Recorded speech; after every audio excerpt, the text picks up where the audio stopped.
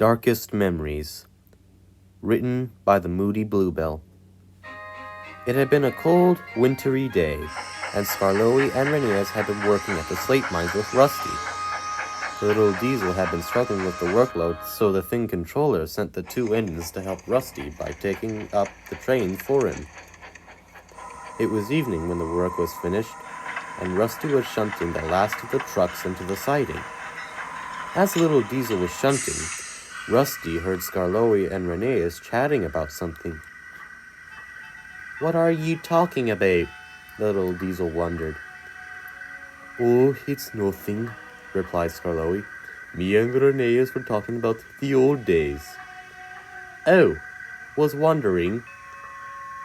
Then Rusty had a thought. "I've been wanting to ask you two about something." "What is it?" said Rheneas.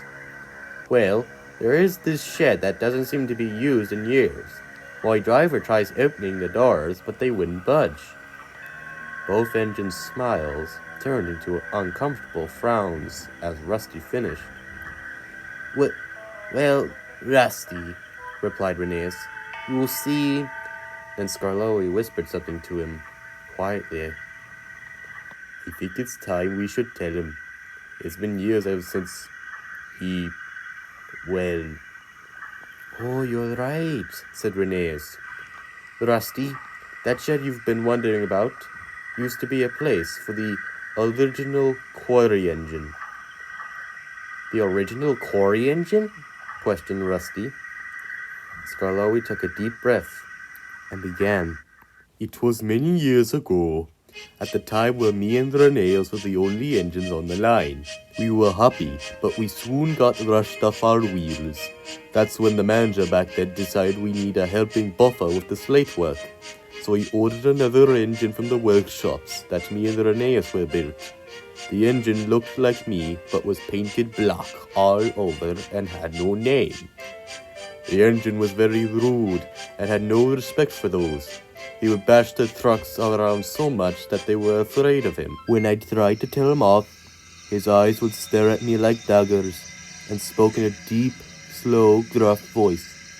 "You should discipline your trucks with abuse."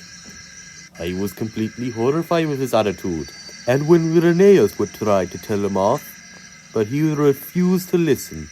It got so bad that he wasn't allowed to pull trains, which made him more aggressive, and started to not only abuse the trucks more, but abuse the workmen and his own crew.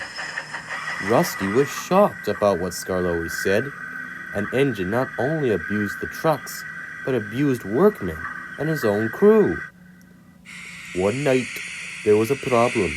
Rheneas had broken down, and a train full of slate needed to be taken down from the quarry to the top station.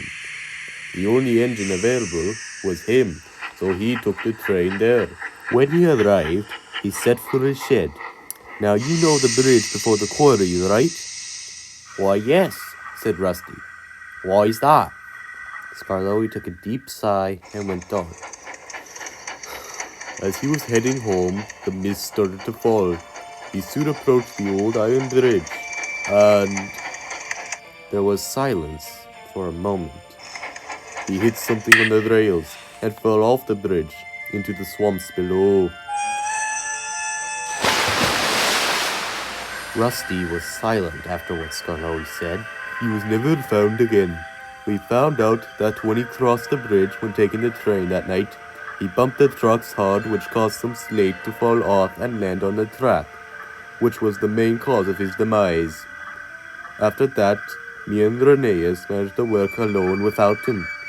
But many workmen will tell you that when the moon is full, they could see the engine spirit cross the bridge, but would never reach the other side.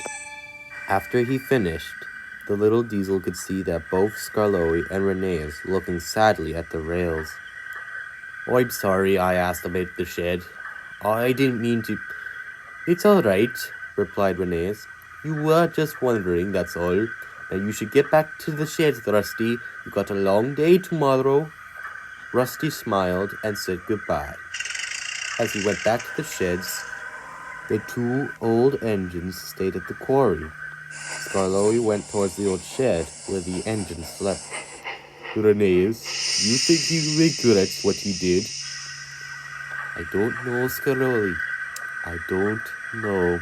I really don't know. Driver, can you get the keys for the shed doors? His driver, confused, grabbed the key that was in Skarloey's cab and walked up to the shed doors. He put the key in the padlock and opened the doors. Skarloey went inside the shed and looked at the back of the shed. Rheneas, I think it's time. Rheneas didn't say anything. He knew what Skarloey meant. A faint whistle could be heard in the distance, and both remained silent, hoping that one day the engine would find peace and finally rest after so long. I wonder if the engine did regret his actions. Don't you?